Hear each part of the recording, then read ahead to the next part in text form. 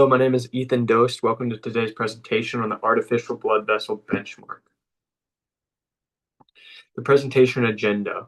We will first talk about the introduction and project objectives. Then we will talk about artery selection and physiological parameters, as well as the materials being tested in this. We'll also then talk about computational modeling and simulation setup.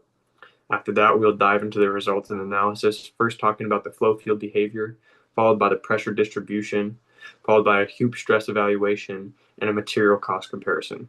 Finally, we'll make our final recommendations, and we'll suggest about limitations of the experiment and recommendations for final work.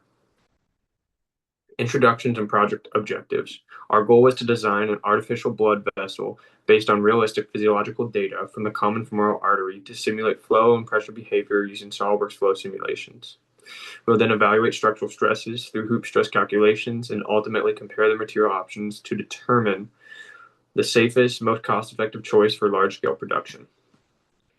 Artery selection and physiological parameters. The target vessel was the common femoral artery. The inner diameter is 10 millimeters with a wall thickness of 1 millimeter. Outlet pressure was held to 108 millimeters of mercury, which is healthy for an adult, which is 14.4 kPa, 14,400 pascals. Resting flow rate was found to be 5.83 times 10 to the negative 6 cubic meters per second, and a worst case flow rate was 5 times the resting. The three materials tested were EPTFE, PET, and PU. The computational model and simulation setup. There were 3 vessel models created, one for the 1 millimeter, 10 millimeter, and 100 millimeter. The 10 millimeter model can be seen to the left of the screen.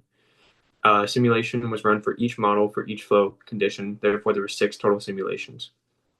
The liquid or the fluid in the simulation was set to solid's predefined blood setting, which is a non-Newtonian fluid.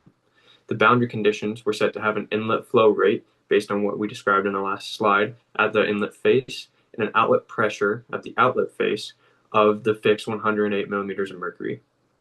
A mesh independent study was done to show that there was mesh independence at all mesh densities throughout this. Therefore, the smallest density was used to save time. The outputs were max internal pressure and the entrance pressure on the inlet face. Flow behavior. So the flow was modeled as laminar. For the 1 and 10 millimeter vessels, you can see that the flow is still developing. For the 100 millimeter vessel, the flow was fully developed. The velocity was looked at, though, to see if the simulation was doing what we intended it to be doing, in which we found that the flow looked correct and that the simulation was good. Pressure distributions. Pressure followed a predictable trend. It increased slightly with vessel length, but remained very close to the outlet pressure in every case. The highest pressure was observed to be 14.54. Importantly, even that value represents less than a 1% increase, meaning that the pressure was effectively the same across the entire pipe, which allowed us to use the Hoop stress calculations. All pressures can be seen to the left in the table. The Hoop stress evaluation. So a Hoop stress formula for a thin-walled vessel was used to determine the stress that the fluid puts on the blood vessel that we're testing. This Hoop stress equation was found in the reference 12, equation 1.6 can be seen to the left of your screen. This equation was applied to all the max pressures that we found in the simulations to determine what our max hoop stress would be, the worst case scenario with the worst length. That max straight hoop stress was found to be 0.154 megapascals. In the next slide, we will use this to compare it to the yield stress of our materials.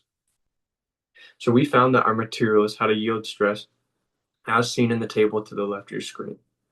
We then used the hoop stress that we found of 0.15 megapascals to compare this to that yield stress to determine a factor of safety. Once this factor of safety was determined, it was put in a table along with the cost, that's that table you see to your left, to determine an overall evaluation of the 3 materials. Based on the results, we see that PET had the highest factor of safety of 550 with the lowest cost of $1.41, making it not only the safest, most durable option, but also the most economical option for manufacturing. Final recommendations. Final recommendation is that we proceed using our graphs with PET, also known as Darkon, as it's the optimal material. It has the highest factor of safety, highest yield strength, and lowest cost. Therefore, it will last the longest and be the easiest to manufacture and the cheapest to manufacture.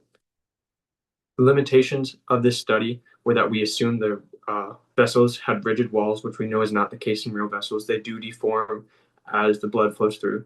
We assumed a steady flow of blood, which is also not true in vessels. We know that it typically pulses as the heart beats. We also assumed that the wall thickness was equal throughout the entire vessel, which is also not true for vessels. However, what is important is this overall trend of each material. So despite these limitations, PET still had an overwhelmingly successful trend to be the cheapest and most durable option, making it the safe and best one to manufacture. Future work should include to simulate pulsating blood flow on this graft with PET to determine how that would change the hoop stress. Then after developing that new hoop stress, to put that in a SolidWorks FEA simulation to see stress concentrations and how that graft will deform under those pulsating conditions. Overall, we should choose PET because it's the cheapest and has the highest yield strength and the highest factor of safety. That concludes my presentation. Any questions would be welcome at the time. And if you're curious, here's the references which I found my information from. Thank you very much.